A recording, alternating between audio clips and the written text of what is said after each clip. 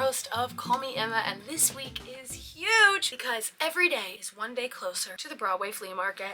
If you're new here, the Broadway Flea Market is a way for the Broadway community to raise money for Broadway Cares, Equity Fights AIDS. We get to shut down the streets of 45th, 44th, and the little alley between, which is called Schubert Alley. And we have booths from shows that are on Broadway right now, also shows that haven't been on Broadway, also other organizations. There's loads of different booths for different shows and organizations that are in the theater community. And we sell things that are very niche to certain shows, or fan art, or gifts from opening nights, or 500 performances, or things like that. It's a really cool way to get very niche items from Broadway or off-Broadway shows. That is happening on the 21st, which is Sunday, which will be the day that this vlog happens. So when you're watching this, I'll be at the Flea. What? That's really crazy to think about. I'm about to go through all of the things I've picked out for the Flea and start signing them, and then give them to Mark, who is our stage manager here at The Outsiders, so that he can help organize it for all of our stuff that is going to go into the Flea booth. And maybe while I'm signing some things, I can show you things along the way, and if you're around, you can come and check it out, and maybe one of these items can be yours. I've been very passionate about the opportunity of selling fan art for the Flea, especially for Miss Cherry, because as you may or may not know, there is not a lot of Cherry merchandise here at The Outsiders.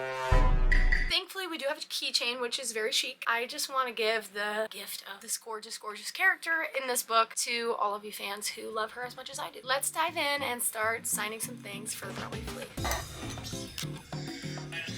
We did get confirmation in the comments. Shout out to you. Shout out also to Kenzie Snell for making these awesome bound books. There's a cherry one somewhere, but I've already put it away. Nick had a great idea. We should get all the cherries to sign these coasters. They're so cute. And then we've got this gorgeous mouse ears. I almost said Minnie Mouse ears, you know? Also, I'm obsessed with these. Someone needs to have these. Give them a gorgeous home because they're stunning. Also, we've got a couple of bags. One of them has blood on it from the show. Exhilarating. Okay, I'm feeling really good about all of these things that I signed, that I got many people to sign. Ooh, it's looking great. I just wanted to say we finished the show and I did my stage tour, and I had 2 people ask me if I was going to be at the Broadway Flea, and I'm already so excited. I told them that I moved some of my stuff away into a special room, that we're gonna put all of the things we were gonna sell in that room. And I said it was like the Christmas Eve. I don't know how many Eves it is. We're getting close, and every day that draws closer, I just get so excited. I hope to see you at the Flea. Good morning, vlog. This edition of the vlog is brought to you by Brendan driving me to work. It feels so suburbia. It feels so... We always get in our car every day. Every day. And we listen to our favorite radio station, 100.3 FM. Z100. Don't say that. That's embarrassing. 100.3. No, it's not 100.3. 103. C100. There's a jingle which everyone knows. Everyone knows because it. we're always in the tri-state area.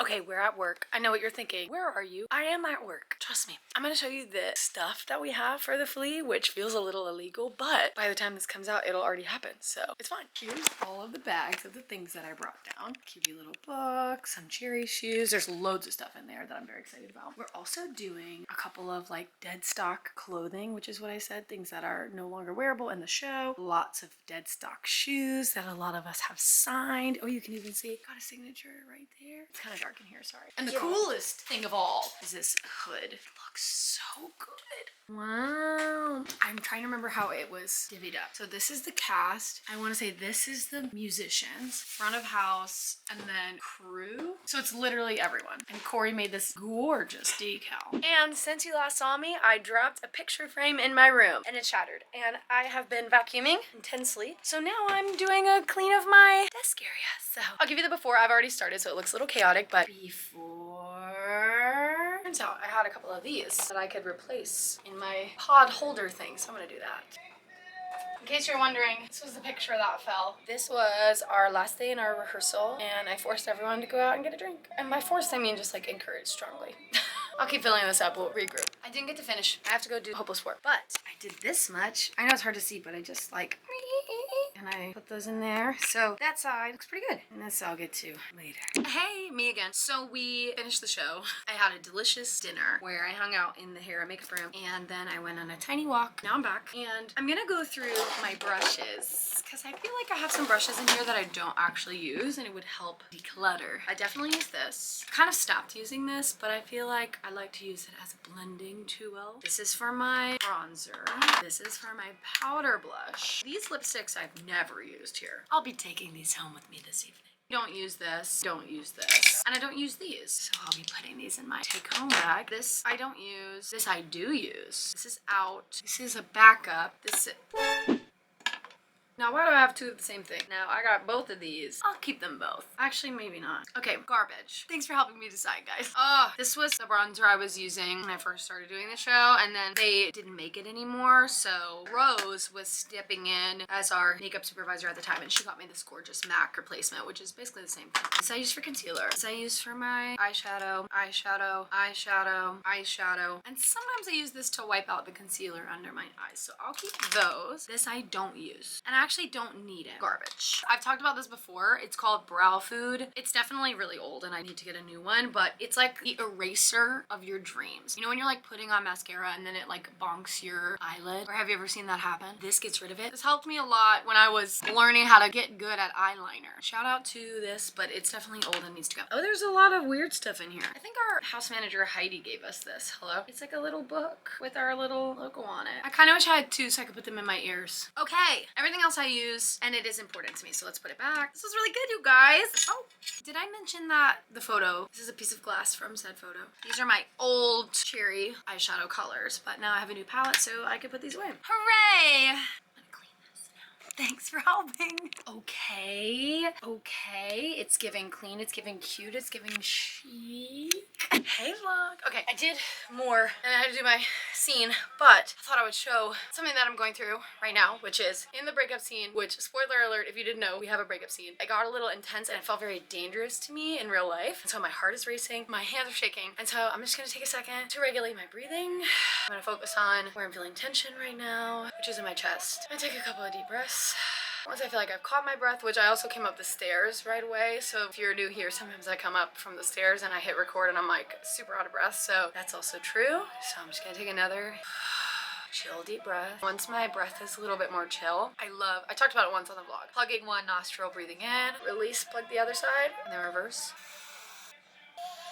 Even just doing that once, I feel like I'm coming into the room. When I first came in here, I was like, I think one thing that the show has taught me is how important it is to like come down off of a high, intense, emotional scene. A lot of what I do is I go on, emotions get high, and then I run off stage. And then I run off stage and I'm like with my friends, and I'm Emma, and like everything's normal. But my body feels like I'm going through what we were going through in the scene, you know? Sometimes I have to cry. That's super okay too. If I get to that point, I'll listen to a song that makes me cry. Stop This Train by John Mayer always makes me cry. Sometimes when I'm getting stressed about scheduling, like stressed about being on time to something and making the right train and getting my food prepped, sometimes when I'm getting the ball rolling on my day, I get detached from how my body is feeling, and I'll like get on the train and I'm like, why am I anxious? Like I just got on the train, I'm fine, like nothing's happened. But in reality, I've been ignoring the signs of the emotions that I'm feeling. And I saw this really awesome TikTok. You know me, I love to watch TikTok. I saw this awesome TikTok where this guy was on a Zoom with someone that seemed like a big deal, but I didn't click on who they were, so I don't know. But it was giving like a therapist or a psychiatrist of some sort, and they discussed about how to make grief go away or how to make a feeling go away. And the guy was describing it like, if you say you want it to go away, then it makes the feeling feel neglected. It's very woo-woo. Okay, go with me, go with me, go with me. It's better to treat your feelings like a little kid. Wouldn't it not be fun if a little kid came in here and was upset and you were like, get away, come back when you feel better. I don't want to have to deal with this. That's not how you would want to treat yourself in that situation, right? I feel like not only have I done that in the show and it's become something that I'm relatively good at, but sometimes I ignore it if I have other things to do. But it's also something that I've been taking outside of work and noticing when my feelings start to get maybe like quote unquote out of whack from whatever I'm doing. It's so important to just take a second. You have a second. There's nothing that important unless you're a brain surgeon or a heart surgeon. That's fair. But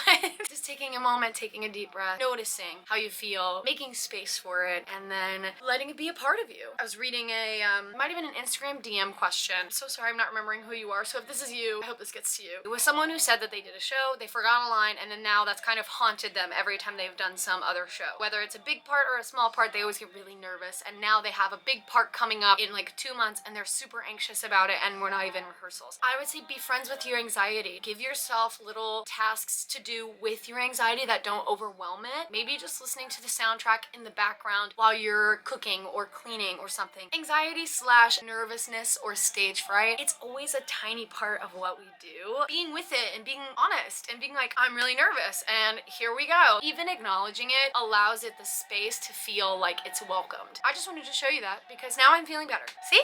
Feelings are like clouds in the sky. They'll pass. Oh, brother, this guy stinks! That was very millennial live, laugh, love of me. Wait, that reminds me. Sidebar. We have a put-in next week and we've decided to make it pumpkin spice latte themed. Can I say Christian girl autumn on here? It's giving like infinity scarves, flannels, Ugg boots, yoga pants, white girl autumn. You know what I'm saying? Anyway, I'm gonna keep cleaning this and I'll give you an update when I do some more. And now the reveal. Whoosh. Wow, clean. Very clean. I did it. And all it took was a picture falling and crashing into a million pieces.